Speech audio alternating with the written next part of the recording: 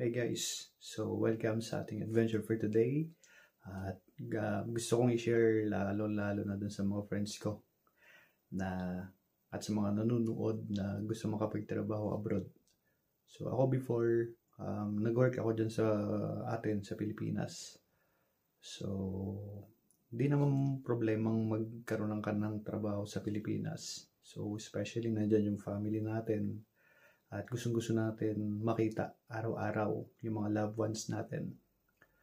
Pero ako, personally, gusto ko mga ibang bansa. So, noon pa man gusto ko talaga magtrabaho abroad. Gusto ko maging seaman nung bata ako. Hindi ako nawalan ng kumpiyansa sa sarili ko na makapag-abroad at matupad ko yung pangarap ko bilang isang seaman. Kahit na mahirap at ang dami mga challenges along the way, ay napaglagpasan ko din kahit paano at kinaya ko. Mahirap sa mahirap, pero given na yung pagiging mahirap kapag may dreams tayo or may pangarap tayo na gusto natin marating in the future. So ako, sinikap ko na makapag-trabaho ako sea-based. So nakapag-work ako as a chef sa isang cruise ship based sa United Kingdom or sa UK. At nakapagtrabaho naman ako. So, masaya ako na na-experience ko yung ganong klaseng environment. Doon ko nakita yung tunay na laban bilang isang kusinero, bilang isang chef.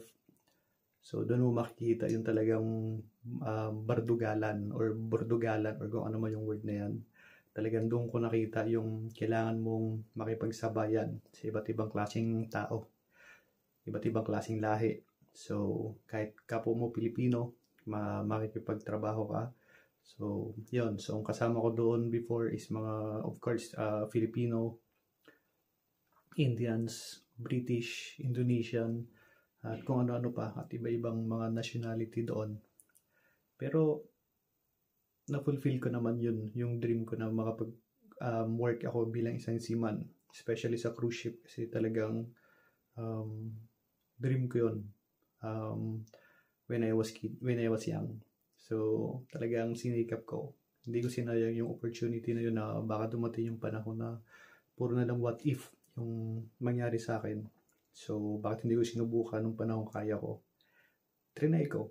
Ginawa ko yung best ko at doon nakita ko yung talagang tunay na laban ng isang taong may pangarap sa buhay. Sa loob ng barko is kailangan magtrabaho ng hindi bababa ng 11 hours. So minsan more than 11 hours pa yung duty mo araw-araw. At sa barko, wala kang day off. Birthday mo, Christmas, or kahit anong holiday or kahit na anong celebration, kailangan mong pumasok. Kahit may sakit ka, babangon ka, kahit inaanto ka, babangon ka. Kasi kailangan mo ng trabaho. Para sa pamilya mo at para sa sarili mo. Tsaka, dapat alam natin yung mga responsibilities natin, bakit tayo nandoon. So, yun. So, nilabang ko yun. So, 3 barko nga ako palipat-lipat. At kinaya ko yun. So, ang dami ko nakasama mga tao. So, iba't ibang klaseng lahi. And then, after ng kontrata ko, I decided na wag na muna mag-cruise ship. Ayoko na muna magbarko kasi nakita ko talaga yung tunay na laban kung ano talaga yung buhay ng isang seaman sa katulad ko bilang isang chef na experience ko. Ako, ito opinion ko lang. Sinasabi ko lang to sa mga nanonood na katulad mo. Hindi ko sinasabi na pangit magtrabaho sa cruise ship or pangit magtrabaho sa barko. Although na-enjoy ko siya kasi nakapag-travel ako for free. So kapag nagdadak kami sa mga ports, like sa Europe, ang dami ko ring napuntahang mga lugar. So kahit na walang pahinga, kapag nakadock kami sa mga ports, ay talagang sinisikap ko na makalabas at makaikot. Kahit makita ko man lang yung ganda ng lugar na yon. So, blessing sa akin yun na makapunta ako doon. Blessing sa akin na naging part yun ng chapter ng buhay ko na nakarating ako sa mga lugar na yon. Especially sa Europe. So, ang dami ko talaga napuntahan. Kasi mahilig din talaga ako mag-travel. So, hindi ko sinayang yung opportunity na yon. And then, after ng kontrata ko, mga finding ay talagang sinikap ko na mag-try naman sa iba. So, mag-explore ako land-based. So, nag-apply ako sa Pilipinas. Ang dami kong in-applyan. So, fortunately, unang apply ko, na-hire ako agad. So, natanggap ako bilang isang chef dito sa Europe. At talagang blessing din na dito ako dinala ni Lord. Kasi yun talaga yung target ko na makapag-land base ako. Kasi na-experience ko na mag-sea base. Para sa akin, kasi opinion ko to, na-experience ko to. Mahirap talaga sa mahirap kapag nagtrabaho ka sa barko. Especially sa cruise ship, passenger. So, yung huling sinakyan kong barko, ang passengers namin doon is around 5,000 to 6,000 per cruise. Ganong kadami yung pasahero namin at na-assign ako sa main galley.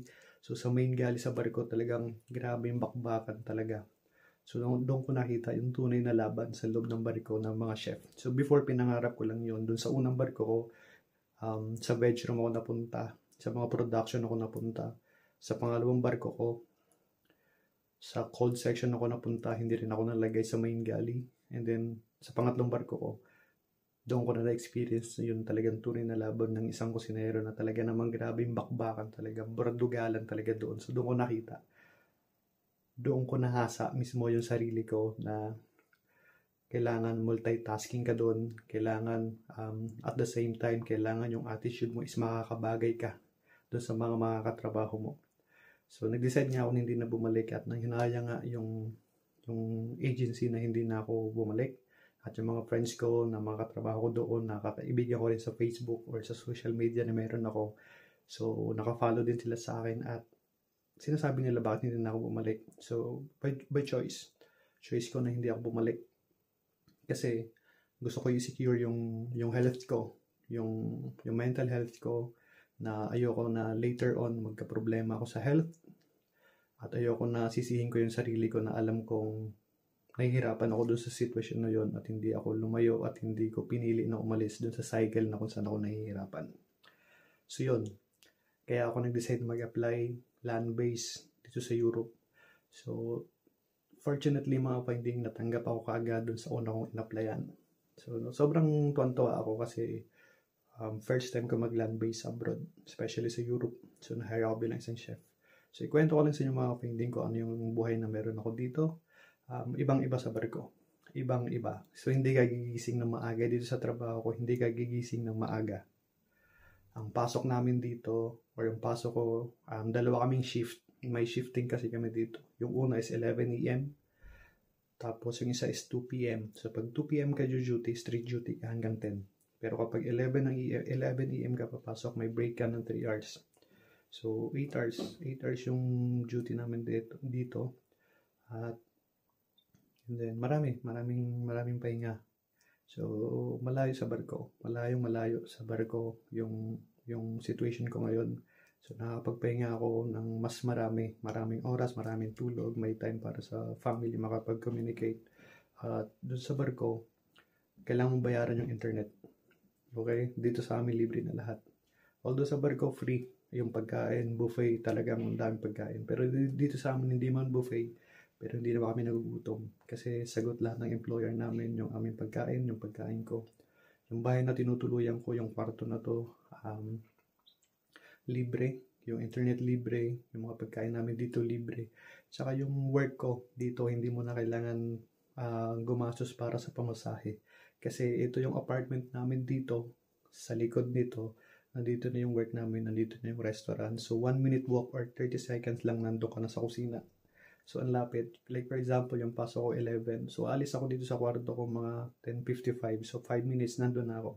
So, nakatipid ako ng pamasahe, nakatipid ako sa pagkain, nakatipid ako sa internet ko. Yung sahod ko ngayon, wala nang bawas. Talagang net na yun. At diretso na yun sa bangko ko. Transfer sa Pilipinas. So, bakit ko sinishare to sa inyo? Kasi gusto ko rin, lalo-lalo na sa mga nagtatrabaho sa barko, na kung hindi nyo nakaya, huwag na kayo magstay. Kung may experience kayo, huwag kayong matakot magsimula muli.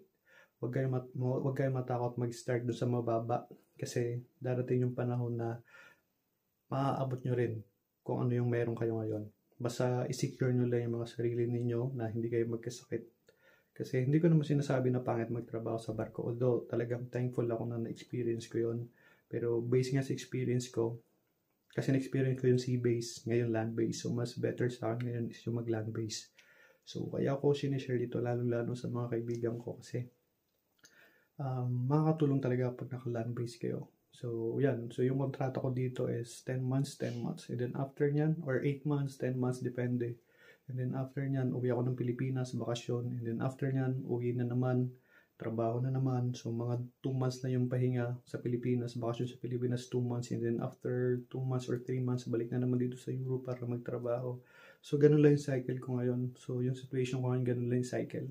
Para lang din ako nagbabarko. Pero, ang advantage dito, sa pagbabarko ko, ay after ng kontrata ko dito, nakapag-travel pa ako. So, last year, nakapag-travel pa ako sa Europe. So, ang dami ko napuntahan. So, after mag-close ng restaurant namin, ang dami ko napuntahan. Nakaikot ako kung saan-saan bago ako umuwi ng Pilipinas. And take note na sa employer ko, nung this year, dumating ako dito ng March 15. Tapos, buong March yung sahod ko binigay. And then, last year, yung duty ko is hanggang November 2nd week lang or November 10 or 8 yata, November 8 last year. And then buong sahod ko ng November binigay. So yun yung ginamit ko pang travel. So nag-tour talaga ako. Nagpunta ako sa Prague, sa Germany, sa Austria, sa Italy. So ang dami ko napuntahan last year. So this year may mga target din ako na pupuntahan ng mga lugar. So blessed din ako ni Lord sa dami din ng dinaanan ko. So hindi ako tumigil. So, pag may gusto ako, lagi ko talagang sinusunod, lagi kong ginagawa para wala akong regrets pagdating in the future na sana ginawa ko to, may mga what ifs ako. So, yun. So, gusto ko lang i-share to sa inyo, lalong-lalo sa mga kaibigan ko na nagbabariko na huwag kayong matakot sumugal. Huwag kayong kabahan na magsimula muli na interview na naman, medical na naman, requirements na naman. Sa totoo lang, yung work ko dito sa abroad, land-based, is mas konti yung requirements kaysa sa barko. Sa barko, ang dami-daming requirements. May BT ka pa. Basta ang daming mga requirements. So, may mga yellow fever ka pa. Ang dami pang mga medication or medical na kailangan mong pagdaanan. So, land-based, mas konti yung requirements compared sa mga nagbabarko. So, yan. So, kung akong papapiliin ngayon sa situation ko, mas okay na ako ngayon sa land-based. So, yun nga sinasabi ko sa inyo mga kaibigan na huwag kayong matakot. Magsimula muli kapag nahirapan kayo sa sitwasyon na alam nyong hindi kayo masaya. Let go. Explore ulit kayo ng bagong opportunity kasi hindi makakatulong sa inyo kapag meron kayong agam-agam sa sarili ninyo na hindi kayo masaya pero pinipilit ninyo na maging happy. So, ako based sa experience ko, example ako na nagsimula ulit ako muli. So, after doon sa cruise ship, nag-start ulit ako from scratch. So, nag-apply ako, nag-medical ako, nag-requirements ulit ako para sa land base. At ayun, na-accomplish ko naman lahat yun. And then, yun nga, sinuwerte ako at nandito ako ngayon. So work ulit. So, ganun lang yung cycle ng buhay ko. So, thankful ako ngayon kasi nakahanap ako ng maayos na employer at libre lahat. Libre kuryente, internet, bahay, pagkain, lahat. Hindi ko ano yung sahod na papasok sa bangko ko. Walang bawas yon. So, transfer sa Pilipinas sa bangko ko at dagdag ipon din. So, yun lang. So, sana ay nakatulong itong aking munting video sa mga nanonood na katulad mo na kapag mag-change ka ng career, kapag ayaw mo na at hindi ka na masaya, abay, huwag mo ilimit yung sarili mo dyan. Umalis ka at kung saan ka masaya, gawin mo. So, kung gusto mo mag-sea base, gusto mo mag-land base, it's up to you kung saan ka happy. So, yun lang mga ka-finding at sana ay nakatulong itong aking adventure para doon sa mga taong gusto mabago yung kanilang buhay at masecure din nila yung kanilang sarili habang nagtatrabaho, nakakapag-ipon at nasisecure nila or naaalagaan din nila yung kanilang mental health, yung kanilang kalusugan at hindi magkasakit. So, yun lang mga ka-finding. See you. Bye-bye!